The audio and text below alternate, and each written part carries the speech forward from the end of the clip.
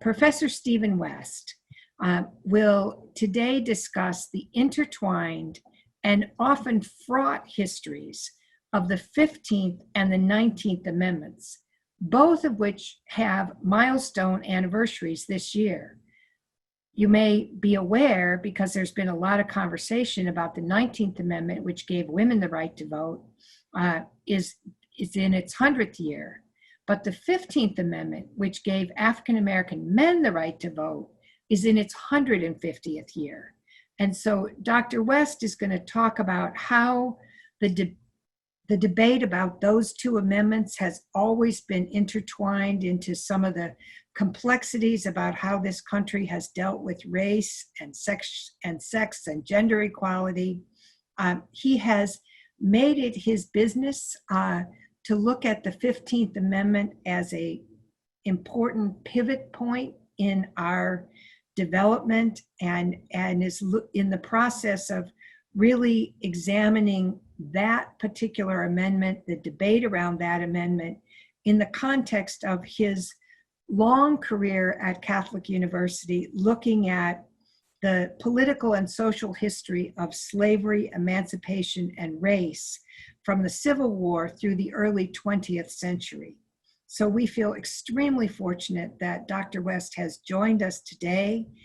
He has a presentation which he is going to share with us. Thank you so much. And as is usual, you will be able to type questions into the Q&A. We anticipate that most of the questions will be at the end, but if you have something that is really compelling, he's agreed that we can even interrupt him in the midst of his presentation. So please feel free to enter your questions as you think of them in the question and answer box. That is our speaker for today. So Professor West, take us back to a debate that somehow doesn't seem to have gone away. Right. Of how do we get racial justice? How do we get justice for women? Yeah. Tell us the story. Oh, thank you, Jane. Thank you for this invitation to speak as part of your Scholars Series here today. COVID-19 has upended a lot of our plans, and I think the Society has done a really wonderful job of finding ways to reach out and engage the public. And so I'm here to speak today about the fraught and intertwined history of two crucial amendments to the US Constitution, both of which have milestone anniversaries this year. The 15th Amendment, 150 years old, banning racial discrimination in voting rights, and the 19th Amendment, 100 years old next week, banning sex discrimination in voting rights. This event was originally scheduled to take place back in April, which would have put it just around the time of the anniversary of the 15th Amendment's ratification. COVID-19 bumped us to later in the schedule, but we're still timely. The Tennessee state legislature was meeting on this day in 1920. It ratified the 19th Amendment by one vote on August 18th, which put the amendment over the threshold necessary to make it part of the Constitution. And so we'll use the occasion of these milestone anniversaries to think today about the relationship between the 15th and 19th Amendments. It's a long history, it's a complicated history, and it's a history in which the fight to end these two forms of discrimination were sometimes working in parallel with one another, and in other times, or in the hands of other people, competing with one another. Although the 15th and 19th Amendments were effectively born 50 years apart, they were in a sense conceived at the same time. That is, the first proposals in Congress for amendments banning race discrimination and banning sex discrimination in the right to vote, they were both made at the same time in the late 1860s. That period, the aftermath of the Civil War, is the first period that we'll talk about today. And as we'll see, the 15th Amendment's failure to ban sex discrimination as it's adopted in 1869 and ratified in 1870 is going to cause a split in the women's suffrage movement that's going to endure for 2 decades. The second period that we'll focus on today is the period of the 1910s. By that time, the 15th Amendment had effectively been rendered a dead letter in much of the country by Southern state governments that disfranchised Black men with the toleration and even the approval of the federal government. The 1910s is also when the women's suffrage movement gained steam and ultimately succeeded in writing the 19th Amendment into the Constitution. In debating the women's suffrage amendment in the 1910s, both opponents and supporters, those on both sides of the question, spent a lot of time talking about the history of Reconstruction and the legacy of the 15th Amendment. And so unpacking those debates can help us both understand why the 15th Amendment, why the 19th Amendment was passed and what it achieved, but also what it left undone. So in identifying what the two amendments did, a good place to start is with the text of the two of them, to sort of think about the relationship between them. So I put them up on the screen here. As you'll see, they're worded almost identically, except where the 15th Amendment says on account of race, color, or previous condition of servitude, the 19th Amendment says on account of sex. They both also contain a second sentence authorizing Congress to enforce the amendment by appropriate legislation. You'll sometimes hear people describing the 15th and 19th Amendments as granting the right to vote to African Americans or granting the right to vote to women, but that's not exactly right, and for a couple of reasons. As you'll see by looking at the text here, neither one of these amendments affirmatively guarantees a right to vote. They're both framed negatively. They both operate by telling the states and the federal government what they can't do. The right to vote shall not be denied or abridged. That difference between a positive and a negative formulation is one we're going to come back to later because it matters a great deal for how both amendments operate in practice. It's also a mistake, I think, to say that the amendment, either one of these amendments granted the right to vote, because in both cases, Black men voted before the ratification of the 15th Amendment. Women voted before ratification of the 19th Amendment in those states where racial discrimination and sex discrimination had been banned by state law and constitutions. So in other words, Black men helped put the 15th Amendment in the Constitution. Women's votes helped put the 19th Amendment in the Constitutions. And so instead of seeing these amendments as a bestowal of rights, a granting of rights from on high, it's useful to think about them as a result of struggles that had been going on for decades and in which women and African Americans had played vital roles. Now, to understand the history of those struggles, a good place to start is with the abolitionist movement of the antebellum era. The movement to abolish slavery had been going on for decades before the Civil War, and it brought together, as you can see in this photo here, that's Frederick Douglass, who you can sort of pick out. The abolitionist movement brought together white and Black Americans, men and women, in the fight to end slavery. And in the course of doing that, they articulated an expansive vision of human rights that brought them to oppose other forms of inequality as well. And so in the case of Frederick Douglass, for example, he is both an opponent of slavery and a supporter of Black men's right to vote and of women's suffrage. He's the only African American to sign the famous Seneca Falls Declaration about the rights of women in 1848. At the same time, as a resident of New York State, he's fighting that state's discriminatory laws against that operate against Black men, because in New York State, there are requirements for voting that apply to Black men, such as property and residency requirements that don't apply to white men. Now, when Douglass and other antebellum reformers called for the right to vote, they didn't address themselves to the federal government. They looked to the state governments, which might seem a little odd to us today, but we've got to sort of think back, strip away the 15th Amendment, the 19th Amendment, the Civil Rights Movement, the Voting Rights Act. Think back to the Constitution as it originally had been framed. Almost all of the voting that people did in the early republic was for state and local offices. Governors, state legislators, county commissioners, mayors, city councils.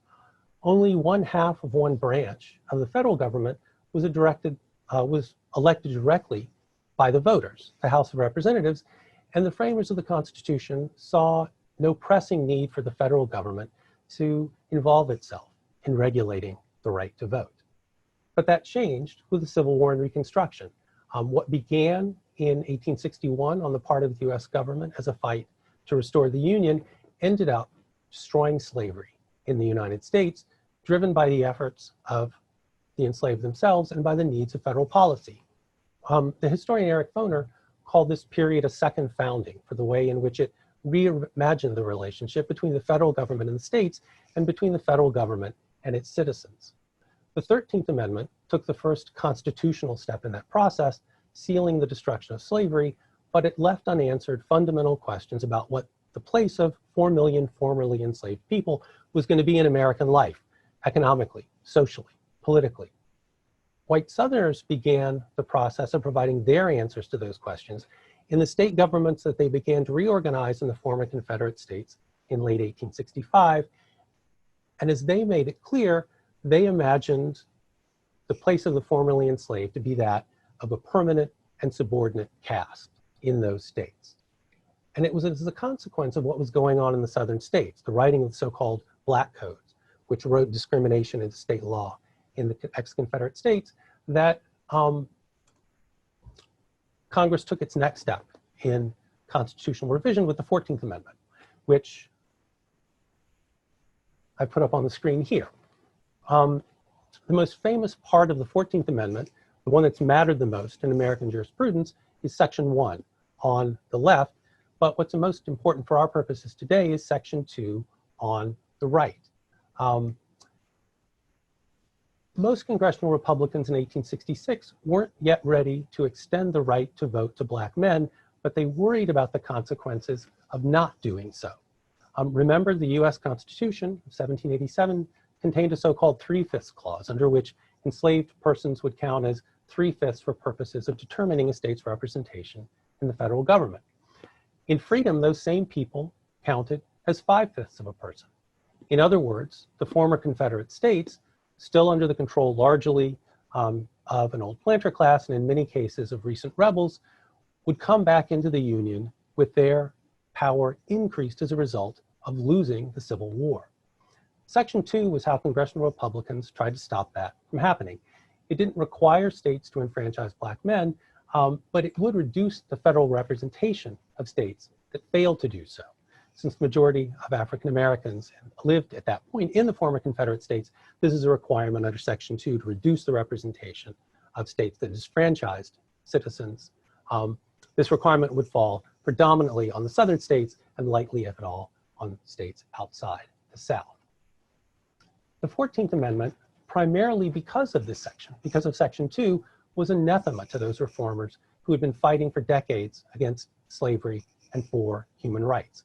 Frederick Douglass, for example, called the 14th Amendment, in its suffrage provisions, compromising and worthless. He believed, as many former abolitionists did, that formerly enslaved people wouldn't be fully and securely free until they had the right to vote, because white Southerners couldn't be trusted to protect their rights, because voting was a hallmark of full citizenship in a democratic republic. The 14th Amendment also came as a grievous disappointment to women's rights advocates. I put up here a petition from 1866 signed, you'll see, by Elizabeth Cady Stanton and Susan B. Anthony there, calling for universal suffrage and asking Congress in any steps it took to enfranchise African American men to extend those rights to women as well. The 14th Amendment obviously didn't do that. In fact, in the eyes of these women's rights reformers, it did something worse. The Constitution, up to this point, had used, when talking about people, had used the language of inhabitants. It used the language of citizens. It used the language of persons. But it never, up to this point, used the language of man and woman or male and female. The 14th Amendment, in other words, introduced that kind of gendered language into the Constitution for the very first time. Not only that, Section 2 effectively tells states that while disfranchising Black men would cost them federal representation, disfranchising female citizens would be free. As Congress finalized the 14th Amendment, a National Women's Rights Convention met in New York. One of the most notable speeches at that convention came from this woman, Frances Ellen Watkins Harper, a Maryland native who had taken an active role in the abolitionist movement before the Civil War. And I put up a brief quote here from her because I think it really sort of wonderfully captures the universalist character of reformers thinking at what seemed like a moment of great possibility. We are all bound up together, she says, in one great bundle of humanity. Out of the convention at which Frances Harper spoke comes a new organization, the American Equal Rights Association, with Lucretia Mott as its president and Elizabeth Cady Stanton as its first vice president. This organization, although generally regarded as a women's rights organization, again, like Harper, used a kind of universalist language of equal rights for all. And at the bottom there, in that Article 2, you'll see the right of suffrage, irrespective of race, color, or sex. Notwithstanding reformers' objections to the 14th Amendment, it became part of the Constitution in the summer of 1868. A few months later, Congress embarked on its final round of constitution making with the 15th Amendment. Republicans introduced about a dozen different resolutions for a voting rights amendment in late 1868 and early 1869, and other permutations emerged in the course of debate. I put some of those versions up on the screen here because I want to spend a little bit of time on the specific language, because the choices that these congressional framers of the 15th Amendment made would matter for how that amendment worked out in practice. They mattered for the framing of the 19th Amendment, and they matter for us today. So what you'll see mainly is that these versions break down along a couple of lines. One goes back to something we talked before about the positive versus the negative framing of a voting rights amendment. The two versions on the left are positively framed. Note, they say the basis of suffrage in the US shall be that of citizenship, or the right of suffrage shall be based on citizenship. This is a positive framing that defines the right to vote as a fundamental part of citizenship. Congress ultimately went with a negative formulation, one in which states retain the power to regulate the right to vote, but the federal government bans certain kinds of discrimination. The question then was, what kinds? The two versions you see here are drawn with different scopes. The one on the top bans a wide array of limitations: race, color, nativity, property, education, or religious creed. The bottom version from William Stewart is the one that we have today. It's effectively the language of the 15th Amendment is adopted, except it includes the right to hold office, but otherwise it's narrowly framed, refers only to discrimination on the basis of race, color, or previous condition of servitude. So why did Congress adopt this negative and narrow formulation? It helps to remember again that this kind of intervention in the right to vote was an enormous change from how things had operated in the United States since its founding, when the regulation of voting rights had been a matter solely for the states. Abolitionists and radical Republicans had been ready for the federal government to take on that responsibility a few years earlier, but moderate and conservative Republicans had been slow to do so. They took the first step in that direction with the Military Reconstruction Acts of 1867, which required the southern states to rewrite their state constitutions to enfranchise Black men. But the 1868 elections showed that Reconstruction based solely on state constitutions and state governments might not be so secure. That year, 1868, Democrats ran a wildly racist campaign in the presidential election, and widespread violence in the southern states by the KKK and other terrorist groups infringed the right of African Americans to vote. For those moderate and conservative Republicans, putting the right to vote and a protection of the right to vote into the Constitution seemed necessary as a means to give it a firmer foundation than state constitutions, but also as a means to give the federal government the power to protect that right to vote. Still, those moderate and conservative Republicans were willing to go only so far. The negative and narrow formulation accommodated their concerns about federal power and preserving states' rights. It also helped assure passage in a number of northern states, which had literacy and property tests of their own and which might have fallen victim to the top version there. So where was women's suffrage in all of this? It had been put on the table, as we talked about before. But the short answer is that it didn't play a big role in congressional debates over the 15th Amendment. To be sure, Congress received petitions with thousands of signatures, like the ones from Elizabeth Cady Stanton and Susan B. Anthony calling for women's enfranchisement, women's right to vote is recognized in those two positive formulations on the left side of your screen, implicitly in the top version and explicitly in the bottom version by George Julian, but neither version received serious debate or a floor vote in either Chamber of Commerce. Instead, both chambers passed that negative and narrow formulation and sent it to the states for ratification, which raised the question for those reformers who had rallied behind the banner of universal rights, what should they do? This 15th Amendment, as written by Congress, was clearly, at most from their perspective, half a loaf. Should they support it? This question came to a head at an explosive meeting in May 1869 of the American Equal Rights Association. Among those present was Frederick Douglass, who, while he wanted to continue the fight for women's suffrage, insisted that it couldn't come at the expense of blocking the 15th Amendment. Banning racial discrimination, he said, had a special urgency at a time when African Americans were subject to such violence in the South. Frances Ellen Watkins Harper and Lucy Stone, a white abolitionist, agreed. Both Elizabeth Cady Stanton, however, and Susan B. Anthony condemned extending suffrage among men without also extending it to women, and they resorted to racist and xenophobic language in making their case. This debate occupies a couple of days at the AERA convention. It ends inconclusively, but afterwards, Stanton and Anthony form a new organization, the one listed on the left side of your screen, the National Women's Suffrage Association. A few weeks after forming that new organization, it passes a resolution repudiating the 15th Amendment. Other reformers, and I've put here images of Lucy Stone and her husband, Henry Blackwell, on the screen, form a rival organization, the American Women's Suffrage Association, in late 1869, and these two rival organizations will endure for another 2 decades. Soon enough, the course of Reconstruction would dash the hopes that Frederick Douglass and many reformers had harbored for the 15th Amendment. The new president, Ulysses S. Grant, supported the 15th Amendment. He called it the fulfillment of the Declaration of Independence. And for a time, the federal government used its enforcement powers under Section 2 to protect Black voters in the South against Klan terrorism.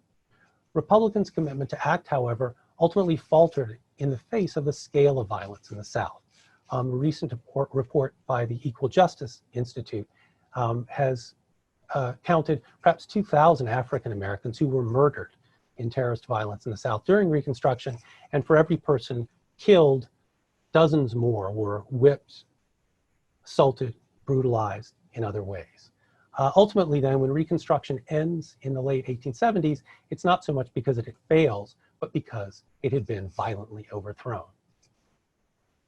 It's worth pausing at this point to sort of think about just a decade, the late 1870s, a decade after those high hopes of the late 1860s, where things stood. Advocates of equal rights had looked forward to a period of sort of promise and possibility. Women suffrage advocates quickly found themselves frustrated and divided. Things for a time looked brighter for the voting rights of Black men, but their prospects too had dimmed in less than a decade. The year 1890 marked a kind of turning point in the trajectory of these two movements. The two rival women suffrage associations merged in 1890 to form a new organization, the National American Woman Suffrage Association. That same year, Wyoming became the first state to enfranchise women on an equal basis with men. It had done so since the territorial days. That's why the map here reads 1869. And in the 1890s, 3 more Western states follow: Colorado in 1893, Utah, and Idaho in 1896. If this provided some glimmers of hope for the struggle for women's suffrage, the fight against race discrimination and voting rights was headed in a different direction. In 1890, congressional Republicans tried but failed to pass the so-called Lodge Election Bill, their last serious attempt to legislate on behalf of Black men's voting rights in the South. They failed. That same year, Mississippi rewrites its state constitution to disfranchise Black men.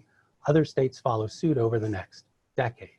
The federal government, in the shape of the Supreme Court, Congress, the president, signal their approval and acceptance of these measures. They're clearly racially discriminatory in intent. They're clearly racially discriminatory in application.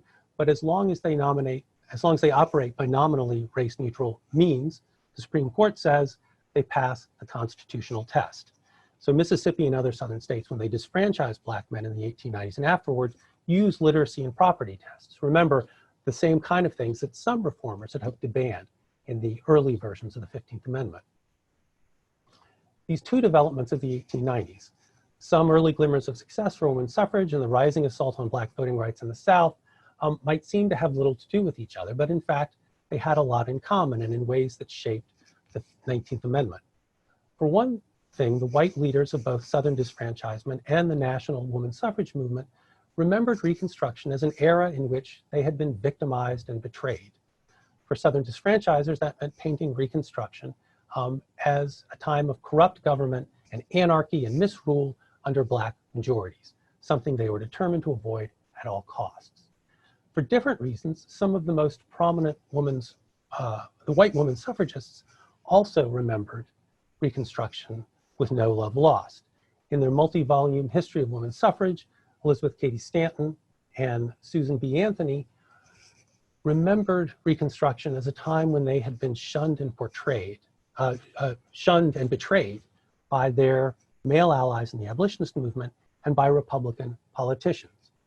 By the mid-1890s, as Southern states started to adopt understanding and literacy tests to disfranchise Black men, Elizabeth Cady Stanton came to advocate what she called educated suffrage, an elitist vision that would exclude, as she saw it, undesirable immigrant and African-American voters while extending the vote to educated white women. In the 1890s and early 1900s, the newly reunited National American Woman Suffrage Association pursued support among white Southern women and deferred to their preference for a so-called states' rights strategy of winning the vote by state action rather than by federal constitutional amendment. Reconstruction's universalist legacy remained strongest among African Americans, both men and women. Frederick Douglass was literally a supporter of women's suffrage until the day he died. The evening that he dies at his home in Anacostia, he had attended a women's suffrage meeting here in Washington. On this side of the river, W.E.B. Du Bois will later insist that he is in favor of, as he calls it, a new democracy that knows no race or sex. A similar commitment was in evidence among a new generation of Black women leaders who pursued reform and activism along a number of lines. And perhaps no one represented that approach better than the woman whose portrait I've put up here, Mary Church Terrell, an adopted Washingtonian. She was active in the National Association for Women's Suffrage and a leader in the National Association of Colored Women. She was also a founder of the NAACP. Terrell was acutely attuned to the ways in which the memory of Reconstruction was connected to the politics of race and sex discrimination in her own day. She mocked white Southerners who talked about Reconstruction as if it were the Spanish Inquisition, she said, to be talked of as a period too full of horrors to be recalled without a shudder. I've put up on the screen here a snippet of an essay she wrote linking the cause of women's suffrage and the 15th Amendment. For Terrell, this was a matter both of principle. Her opposition to both forms of discrimination emerged out of a common source, but it was also a matter of practicality.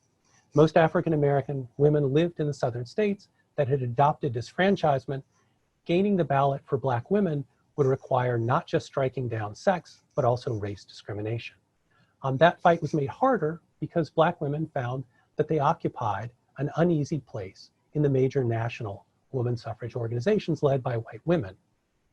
This was confirmed in 1913 in the suffrage parade here, held here in DC on the eve of Woodrow Wilson's inauguration as president.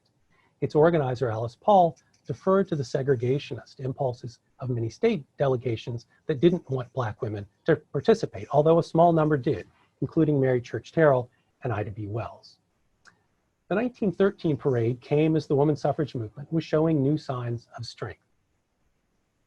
As you can see in this map, by 1914, 11 states, all west of the Mississippi, had banned sex discrimination in voting rights, and in a number of others, women could vote in certain kinds of elections. Although the National American Women's Suffrage Association had been wavering for years about a state versus a federally focused strategy, the 1913 parade signaled a renewed push for a federal suffrage amendment to the US Constitution. In 1914, the US Senate held its first floor vote on a woman's suffrage amendment in more than 25 years. It received a majority of votes, but not the two-thirds majority necessary to advance it. More votes followed in Congress in 1915, 1918, before the 19th Amendment's final passage in 1919. In a number of ways, the making of the 19th Amendment proceeded in the shadow of the 15th Amendment. One obvious influence was the wording of the amendment, which, as we've discussed, is modeled on the 15th Amendment. During the debates over the 15th Amendment, recall, there were various formulations of the amendment in play. Positive formulations, negative formulations, versions that would ban a wider or narrower array of discriminations. In voting rights, the narrow version and the negative version adopted in 1869, the endpoint effectively becomes the starting point for the debates of the 1910s, and it's the only version of the women's suffrage amendment that gets serious consideration and support. The memory of Reconstruction and the legacy of the 15th Amendment mattered in important ways in congressional debates about the women's suffrage amendment. Of course, those weren't the only topics that discussed among senators and congressmen. There was no lack of frank sexism from opponents who said that women's different nature unsuited them for politics, and that women's participation in politics would destroy the home and the family. Male politicians didn't shy away from sexist arguments, but what's striking in reading the hundreds of pages of debates today is how many of them objected not just on the substance of the issue at hand, whether to enfranchise women, but on the process of doing so. That is, whether the right way to do it was to write an amendment into the federal Constitution. And when questions about states' rights and state control of the suffrage came up, Reconstruction and the 15th Amendment were never far behind, especially when Southern congressmen and senators were the ones doing the talking. One Southern Democrat, for example, explained his opposition to the women's suffrage amendment by reminding his fellow members of Congress that Reconstruction had been an era, as he called it, of disorder, chaos, crime, and nightmare for the South. The women's suffrage amendment, he warned, meant that that nightmare is to come again. The man in the photo here, Jamesvardaman, Democratic senator from Mississippi, had campaigned for a long time to repeal the 15th Amendment. And he thought he saw in the women's suffrage amendment an opportunity to achieve that long time end. Vardaman regarded the 15th Amendment, he said, as a tool of hatred used to plunder and humiliate the white South. In 1914, Vardaman proposed a deal, the one indicated in the language here on the right side of the screen. We'll pass a women's suffrage amendment if the language is changed to repeal the 15th Amendment. Now, Vardaman's proposal isn't taken that seriously, but it does get support from a majority of his colleagues from the southern states. Most senators from outside the South rejected Vardaman's attempt to repeal the 15th Amendment, but they didn't reject out of hand the negative view of Reconstruction in the 15th Amendment that he and other politicians articulated. Remember, 5 decades earlier, Grant had hailed the 15th Amendment as the fulfillment of the Declaration of Independence. By the 1910s, that kind of celebratory language was long gone from the Republican Party. Indeed, although Reconstruction and the 15th Amendment came up frequently in the congressional debates, they found almost no defenders. And remember, this is at a time when there are no African Americans sitting in Congress. Politicians from outside the South, Democrats and Republicans, supporters and opponents of the women's suffrage amendment, find nothing useful in the legacy of Reconstruction. It's a legacy of assertive federal power and the protection of African American rights. Now, that makes the story for us today a grim one, but, and this is one of the things that makes the relationship between the two amendments so fraught, in the fact that Northerners largely accepted the fact of Southern disfranchisement, we see one of the keys of the 19th Amendment's success. Supporters of women's suffrage assured white Southern politicians that they had nothing to fear. Why? Because the Southern states had spent 2 decades developing means to disfranchise Black men, and the federal government and Northerners had signed off on them. Those same means, women's suffrage supporters assured the South, would be successful in disfranchising Black women. A Southern senator who voted for the 19th Amendment was blunt. The situation as to Black women, he said, can be handled as has been done with Negro men for the past 25 years. In other words, Black women won't vote.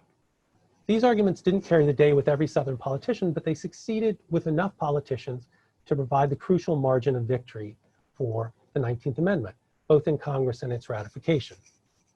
Remember, at this time, 1919, when Congress votes out the 19th Amendment, there are 48 states, so 36 are required, 3/4 to make it part of the Constitution.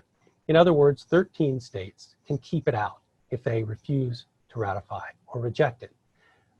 There are 11 former Confederate states and 6 states in the border and sort of greater South, Maryland, Delaware, West Virginia, Kentucky, Missouri, and Oklahoma. The only way to put the amendment into the Constitution, in other words, requires support from some of those states. As it develops, all of the votes against the 19th Amendment in 1919 and 1920 come from Southern states, including Maryland and Delaware, indicated here by the red X's, but 7 Southern states, ending with Tennessee in August of 1920, ratify the 19th Amendment and provide the votes necessary to put it in the Constitution. Simply put, those yes votes wouldn't have been forthcoming if white male politicians in those states had thought white supremacy was in danger. And this was the reality of the 19th Amendment's passage. Bringing the 19th Amendment to life required some degree rendering the 15th Amendment a dead letter. I want to make sure we leave time here for Q&A. So let me just wrap things up quickly about what happens after ratification. The major women's suffrage organizations transform themselves. The National Association for Women's Suffrage, the National American Women's Suffrage Association, becomes what we know today as the League of Women Voters. Alice Paul's National Woman Party devotes itself to the ratification of a new Equal Rights Amendment in the 1920s.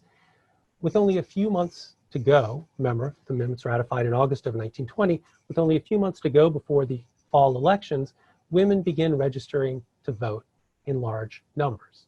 But what about those women who stood at sort of the fraught intersection of the 15th and 19th Amendments, those who were subject to both race and sex discrimination? What happens with them depends on where they live.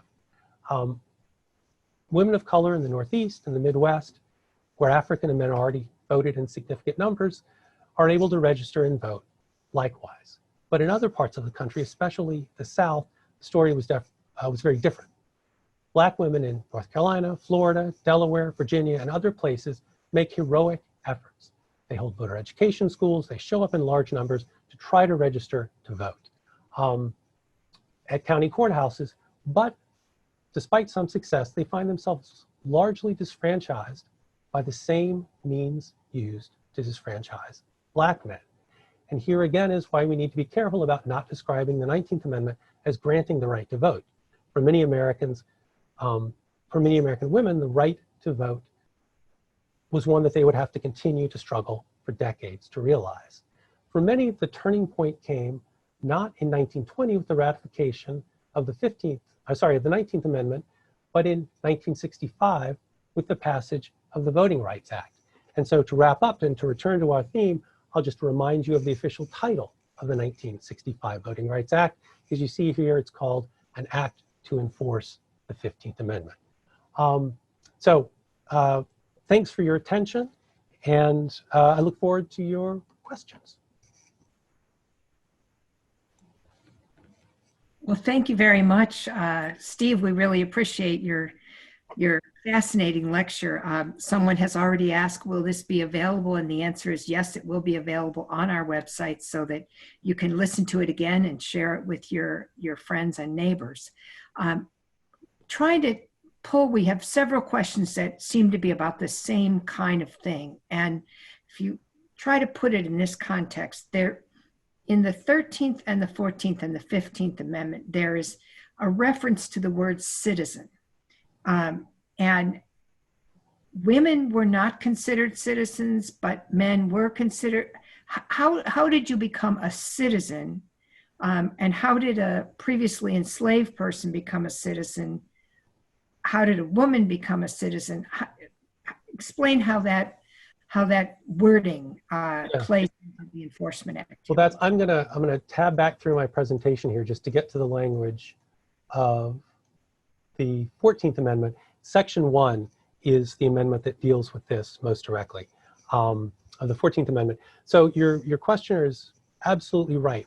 What citizenship is a contested and confusing question in antebellum America, in part because there's both state citizenship and federal citizenship. And so the Dred Scott decision of 1857 had raised this question about whether people of color could be American citizens, be citizens of the United States. The 14th Amendment, Section 1, establishes the principle of birthright citizenship. And citizenship is something that applies to men and women, to adults and to children, right? So citizenship, being a member of the United States, a citizen, is different from being a member of the body politic, of being a voter of the United States or of the individual states. And the follow-on question is, someone was trying to sort of track the debate back and forth about why voting rights advocates found the 14th Amendment to fail in its ability to protect voting rights. And so can you kind of just make sure people know the timeline between the 13th, 14th, and 15th and how that played out? Yeah, so the 13th Amendment is proposed and ratified in 1865. The 14th Amendment is written by Congress in 1866, but not ratified until 1868. And the 15th Amendment is proposed by Congress in 1869 and ratified in 1870. So the concern of people like Frederick Douglass and others was that they wanted to see voting rights in the 14th Amendment, right? I mean, we sort of, Reconstruction to us today and sort of the progression of the 13th, 14th, and 15th Amendment looks like a kind of a neat and tidy and logical progression. The 13th Amendment proclaims the end of slavery. The 14th Amendment declares birthright citizenship and declares certain civil rights. And then the 15th Amendment addresses the question of voting rights. But it was a contingent and a kind of messy process at the time. And the 14th Amendment leaves many of those former abolitionists deeply dissatisfied because it doesn't provide voting rights for African Americans. And as they see it, that's due African American men, both as a matter of right, it ought to happen as a matter of principle, but it's also an absolute necessity at a time when African Americans are being discriminated against by state law in the South and being attacked by white mobs and terrorist organizations like the Ku Klux Klan. Black men need participation in the body politic to protect their rights and to write state laws that are going to protect them. And thank you. Then in terms of wasn't there a case someone was asking about when women tried to use the 15th Amendment to say that they, as citizens, they should be given the right to vote? Yes. So this is, so there, you know, this is such a fascinating story of sort of the continuing fight and the various strategies used to pursue it. So the National Woman Suffrage Association, the organization founded by Elizabeth Cady Stanton and Susan B. Anthony in 1869, pursues a strategy in the 1870s of claiming that the right to vote is already encompassed in the privileges and immunities of citizenship of the United States provided for in Section 1 of the 14th Amendment. And so Elizabeth Cady Stanton, Susan B. Anthony both attempt to vote, and there's a Supreme Court case, Minor v. Happersett, that's decided in the 1870s in which the Supreme Court says, no, voting rights are not covered by the 14th Amendment.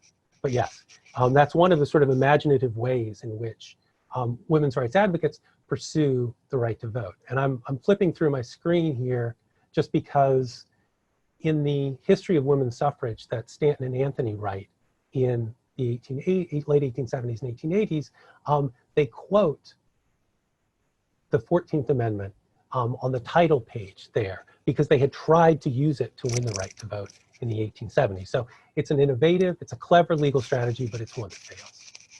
Okay, and we have an extremely well-read group of listeners, and someone wanted you to comment on an argument that she read, that the 13th Amendment had been intentionally written to offer a loophole that would subvert the African American right to vote by putting in that you had the right, you could not be denied the right to vote unless there was punishment for a crime where the party should have been convicted.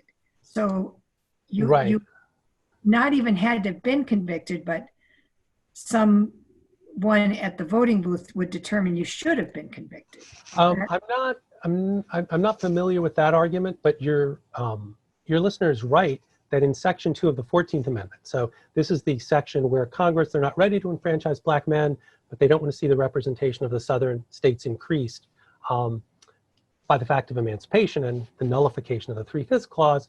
They provide a mechanism for reducing the representation of Southern states, of states that fail to extend the right to vote, but they do in Section 2 of the 14th Amendment there, as you'll see, representation is to be reduced to the extent that male inhabitants 21 years or older and citizens of the United States shall have their vote abridged or denied, except for participation in rebellion or other crime, right? And so that's the source of felon disfranchisement that we have in the United States today, and that, you know, Florida has attempted to deal with, but has been thwarted to some extent by its own state government.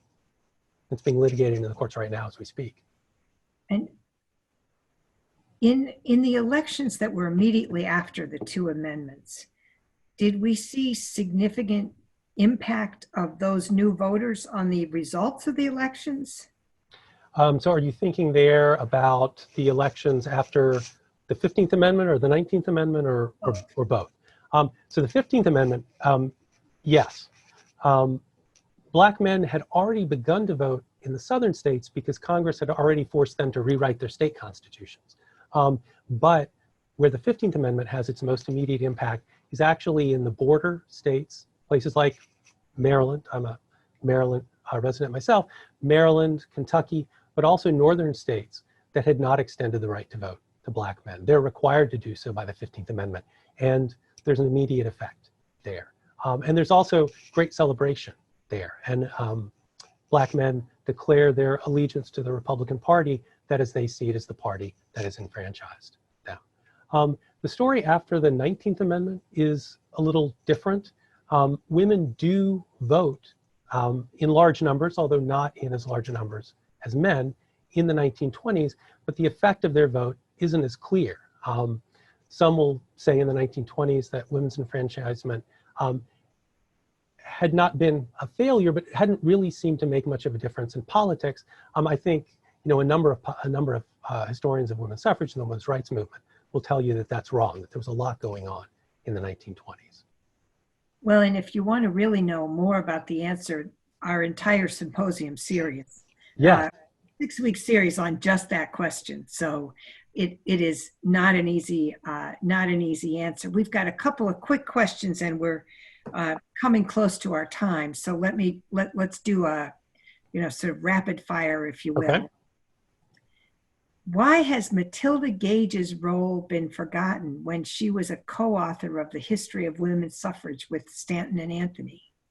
Oh, I'm just flipping back to the title page here, right? Because she's listed there on the title page. She doesn't get, and she's not in the picture that I showed you here, right? So guilty is charged. You know, I think it's because Stanton and Anthony put themselves forward as the faces of the women's suffrage movement, and they were adopted by their followers, right? So then in the Capitol today, it's Stanton, Anthony, and Lucretia Mott who are memorialized in marble there, but not Matilda Gage. So I sympathize with your question. Okay, well, we'll have to find out some more about Matilda Gage. We'll see if maybe some of our symposium folks can talk about that. When and where were non-propertied white men granted suffrage? That was done predominantly by state law, and it was done before, for the most part, it was done before 1860. So universal white adult male suffrage was adopted in most states before the Civil War, but the process of enfranchising adult white men in many cases went along with disfranchising small numbers of African Americans and women who voted in the early republic. And so that's a story that sort of takes place before the one that we talked about today, but it's an important story too. And we'd like to, one of our listeners would like to know about Victoria Woodhall, who ran for president in 1871. And when she visited Ulysses Grant, she said, women already have the right to vote. How did she participate with the ongoing struggle for women's suffrage, and why is her role sort of set aside? Mm-hmm. Victoria Woodhall, your question is absolutely right. I mean, she's a sort of a celebrity character who attracts an enormous amount of attention in the 1870s. And so historians have written about her role. Woodhall is part of that campaign in the early 1870s that tries to claim the right to vote for women under the 14th Amendment, that strategy we talked about before that ultimately fails. Woodhall is also involved in publicizing a sex scandal among reformer circles in New York City, the Beecher-Tilton scandal, and Elizabeth Cady Stanton and Susan B. Anthony's association with her did not sort of sit them in particularly good stead in the public eye in the 1870s, precisely because Woodhall is seen as, in the language of the day, a notorious figure. Okay, two final questions. When did Native American men and women gain their right to vote? So Native American citizenship doesn't happen until the 1920s, right?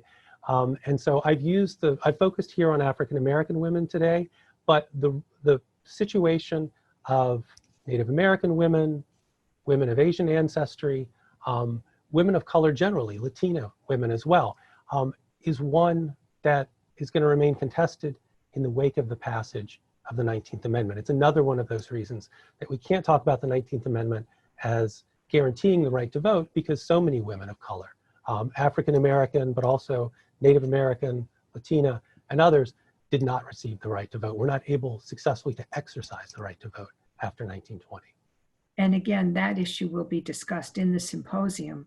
One of the fascinating things that we've done in the research for the symposium is that there are some states which did not permit Native Americans to vote in state and local elections until the passage of the Voting Rights Act in the 1960s.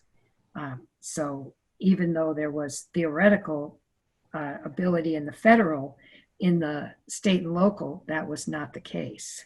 Right. And in some cases you see, just as with the 15th Amendment, you don't see necessarily explicitly racial discrimination, because that is banned by the 15th Amendment, but you see the use of these literacy and property and registration and poll tax paying requirements. You see a whole variety of other things that are used to effectively keep people from voting. And they're clearly racially discriminatory in intent, they're racially discriminatory in application, but for decades the US government says they're okay because they are race neutral on their face. Fascinating. Final question. One of our listeners says he understands that there were ongoing challenges to the 19th Amendment through about 1922. Can you discuss what that was about? A little bit. I mean, so the states have to ratify. There are in some cases challenges to whether states had followed appropriate procedures in ratifying the 19th Amendment. There were actually similar questions about the 15th Amendment as well in the aftermath of its ratification in 1870. So there are court challenges trying to say that either they hadn't been appropriately ratified by the states, or the ratification by the states hadn't been properly transmitted to the US Secretary of State, who was the one who was supposed to proclaim amendments part of the Constitution. So your listener is right about that. And again, it's a sort of a sign of the deep-seated opposition to these amendments. That's sort of the effort to use these kind of last-ditch legal strategies to try to block their implementation, even though they seem sort of, ludicrous procedural questions and challenges today.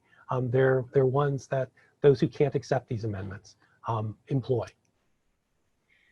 Well, Dr. West, you have certainly enlightened us and given us lots to think about, especially today as we acknowledge that Kamala Harris is the first woman of color to be nominated to be the vice presidential candidate on a major party. And so we are continuing the struggle to, as we call it at the society, meet that more perfect union, where in fact equality and justice and full political participation is open to everyone in our society. We thank you for coming. We thank you for your time and your talent. We thank our participants for listening. Thank you for your support of the society. We appreciate. Please make sure to share the opportunity to participate with your friends, neighbors, colleagues. Now that it's virtual, people can participate from anywhere. We're grateful for your time. We're grateful for your support. Thank you. We'll see you tomorrow or next week. Goodbye.